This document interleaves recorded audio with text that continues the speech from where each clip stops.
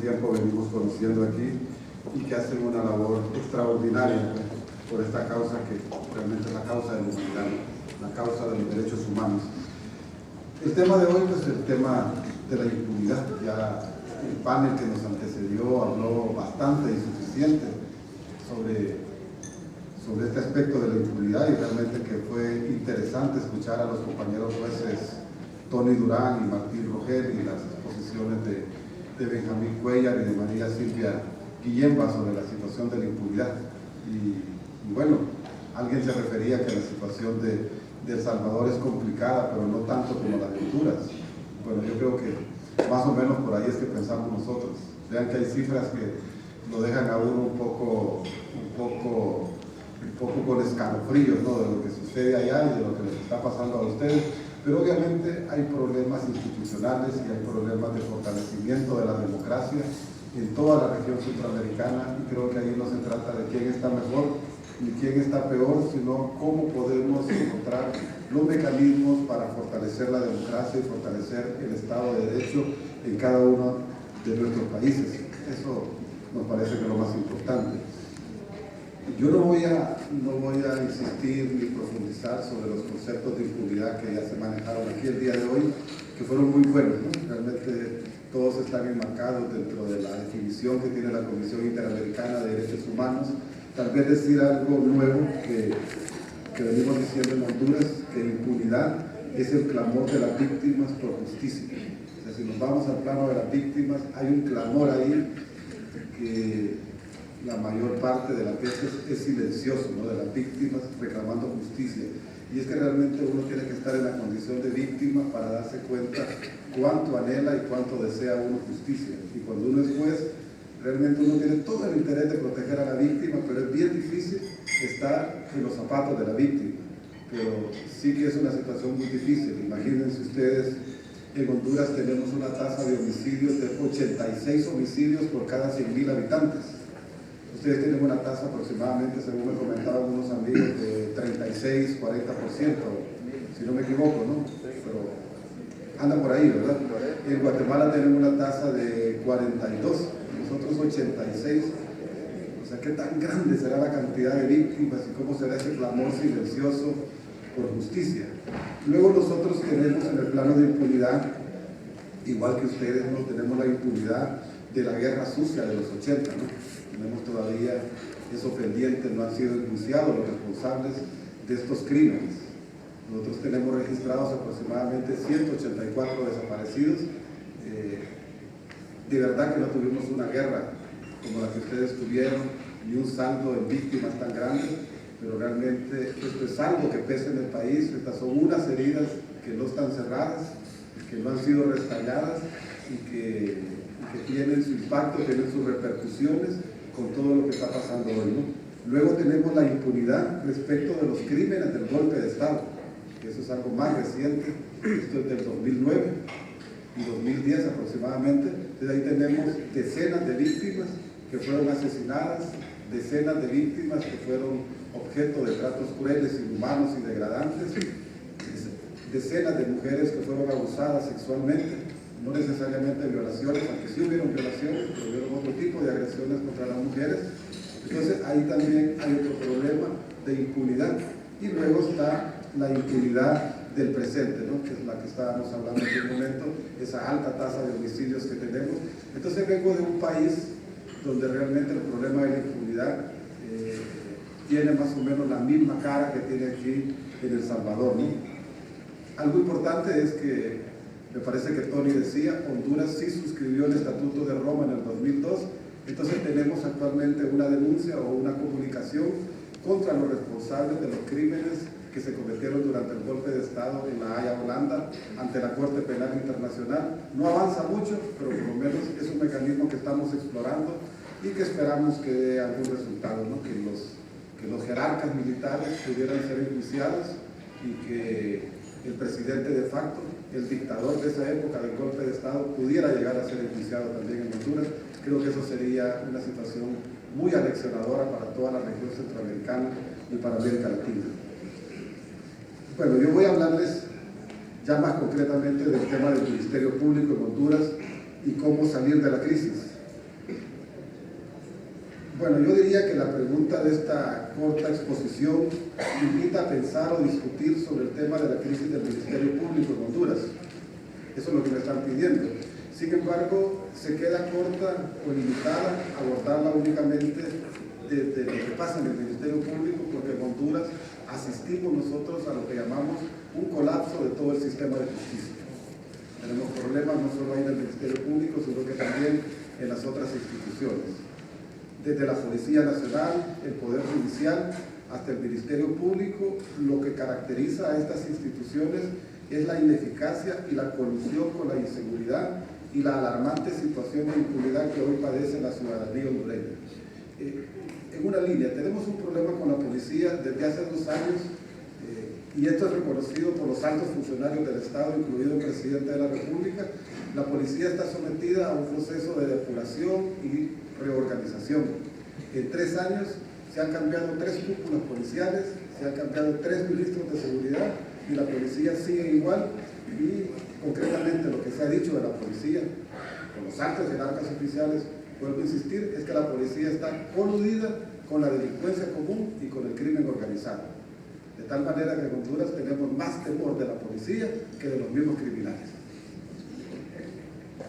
Hemos llegado a esa situación que cuando nos toca someternos a un registro, que son claramente los retenes allá de la policía y de los militares, realmente nos da miedo, ¿no? Y bueno, y luego el Poder Judicial, pues realmente caracterizado por una sujeción casi completa a lo que son los designios del Poder Legislativo, de tal manera que ahí no hay ningún asomo de independencia, un Poder Judicial corrupto y realmente muy sumiso pues, a los dictados que vienen de la clase política y de los grupos económicos.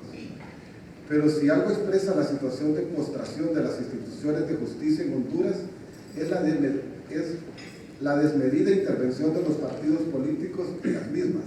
Al respecto, la Comisión Internacional de Juristas reseñaba en un informe del 2003 lo siguiente: el sistema judicial hondureño está impregnado de extrema politización partidista, lo que incide negativamente no solo en decisiones administrativas, sino también en las jurisdiccionales.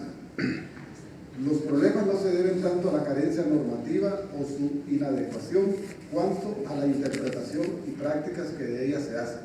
Esto lo decía la Comisión Internacional de Juristas en un informe muy paradigmático que hizo en el año 2013. O sea que los antecedentes hay que buscarlos en Honduras bastante atrás, no necesariamente nos vienen con el golpe de Estado, claro, ahí se agudiza la situación, ¿no?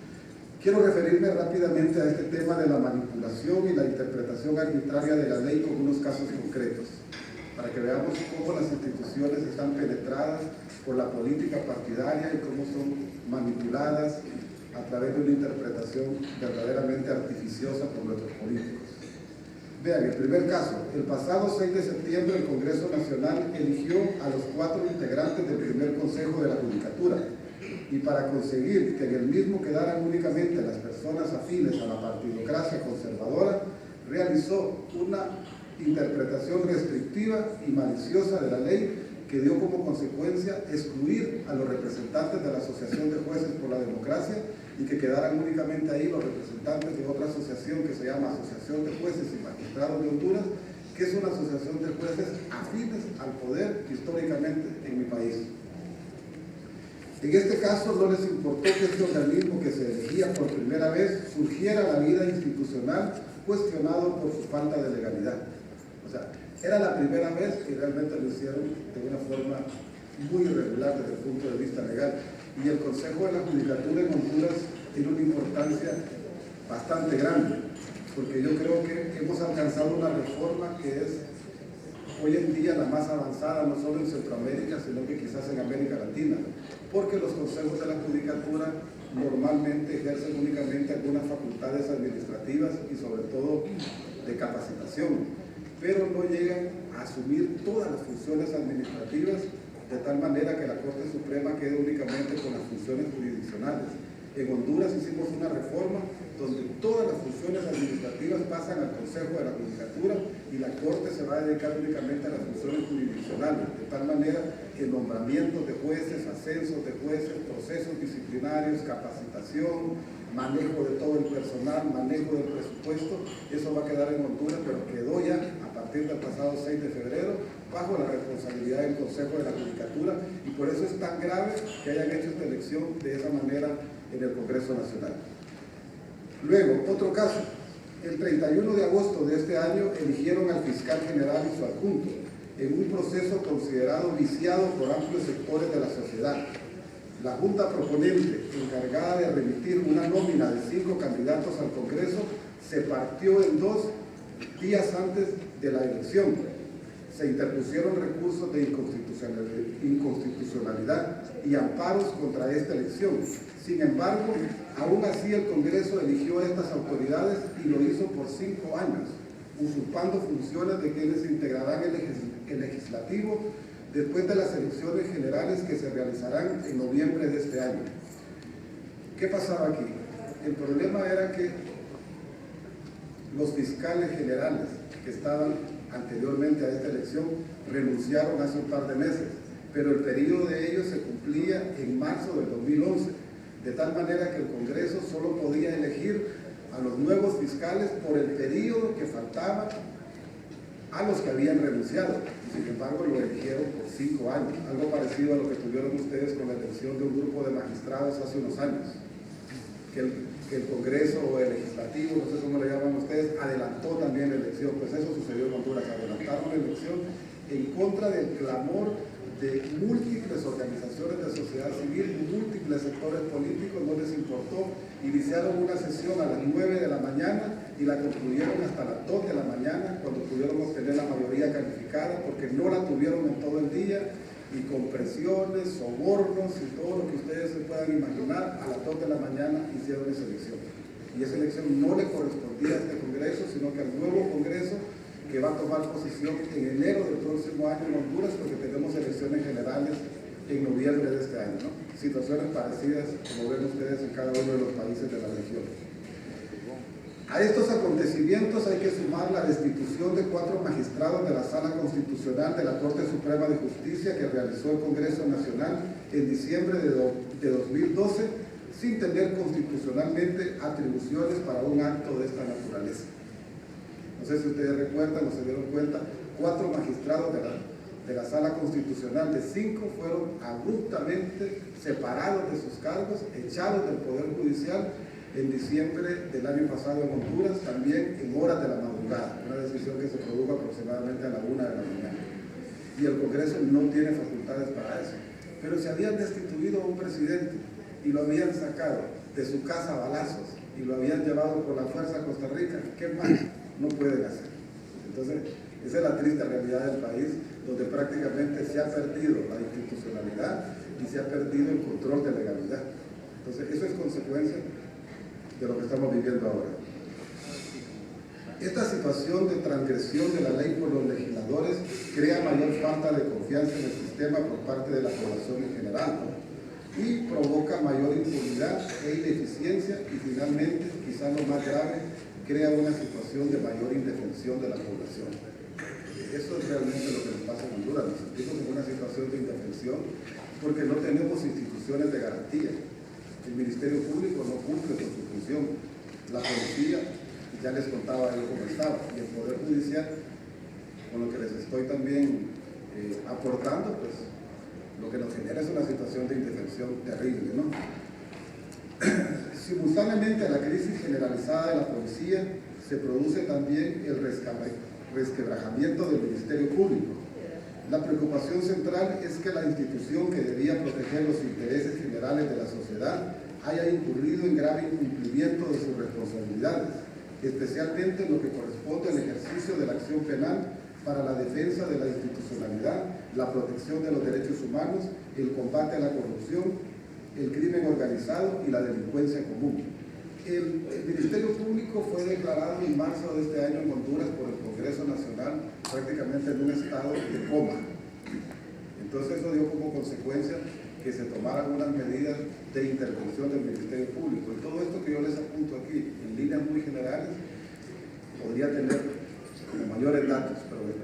corta, entonces me voy a limitar a planteárselos así. Entonces, esto trajo como consecuencia que se diera lugar en marzo de este año, como les estaba contando, que se interviniera el Ministerio Público, se suspendió a las autoridades, al fiscal general y al fiscal adjunto, lo suspendió el Congreso de sus cargos, y en su lugar nombró temporalmente una comisión interventora.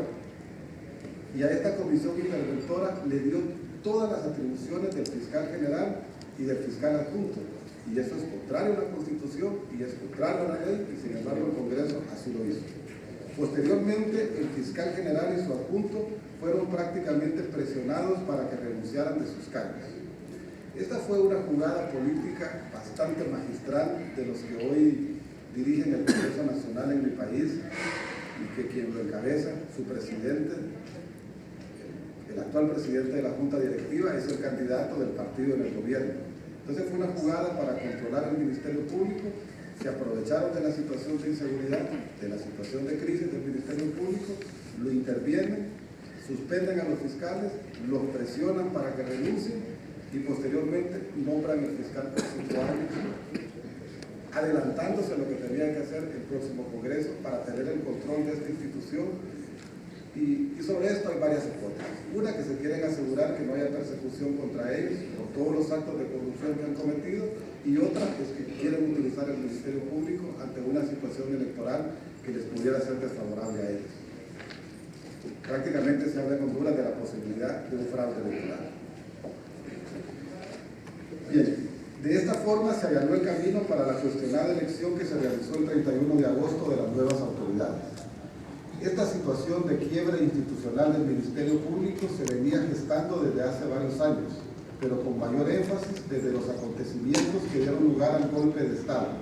En esa coyuntura, el Ministerio Público pasó a formar parte de los entes que propiciaron y avalaron la